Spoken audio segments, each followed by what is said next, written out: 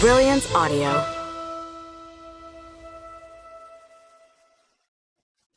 The Betrayed by Jeff Wheeler. Performed by Kate Rudd. Con didn't want to spend all day in the dark, musty interior of the well. He took another breath, plunged down a second time, and grabbed for the bucket. Only, his hand closed around something else. It felt long and wooden? He popped back up to the surface, and, to his surprise, the bucket was floating next to his head. "Did you get it?" Elle called down. "Yes," he shouted back. What was he holding in his hand? He lifted it from the water and saw the hilt of a sword enclosed by a roughed-up scabbard. A metal embellishment on the scabbard seemed to glimmer in the water, casting a cold blue light. A raven's head sigil. The sting in his ear began to fade.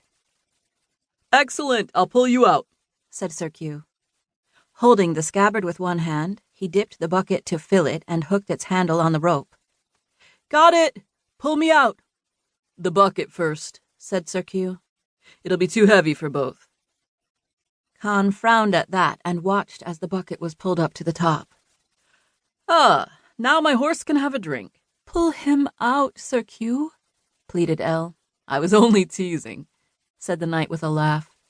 He was young and capricious, though, and it wouldn't be unlike him to walk away and leave a difficult task to someone else, especially after getting what he wanted.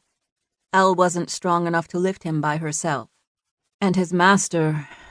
where was he? "I found something else down here," Con cried. A sword."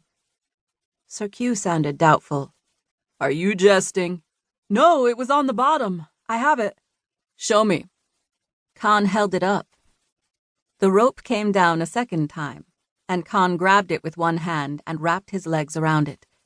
Both Sir Q and Elle pulled on the rope, and he started rising up, higher and higher, the light growing brightly as he reached the top, relieved to be free of the well. "What's this?" Sir Q demanded, grabbing the scabbard and sword from him.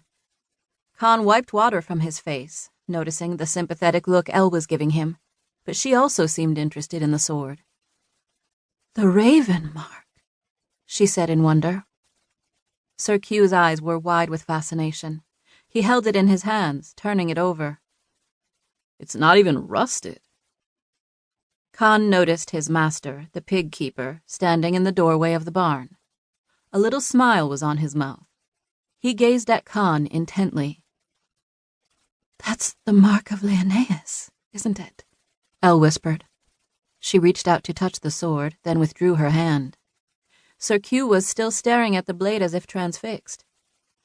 "I must tell father." "I found it," Con complained. "It came from my father's well, boy. Everything on this land belongs to him, and, by rights of inheritance, to me." Con thought it unwise to press the point. Sir Q was still transfixed by the sight of the sword. He began to walk back to the castle, leaving the bucket of water next to the well. "Good luck, Sir Q," said Con. "I hope you win the tournament." The knight didn't acknowledge him. His eyes were fixed on the blade and scabbard as he hurried back to the castle with the sword. Elle touched Con's wet hair. Then she gave him a smile, one that brightened her entire face, and went back to the kitchen door where she'd left her own bucket. Con stared across the yard at the master pig keeper. The man was laughing to himself, although the young man had no idea why. But he recalled the order to water Sir Q's horse, and an order from Sir Q was as important to follow as if it had come from Sir Farfog himself.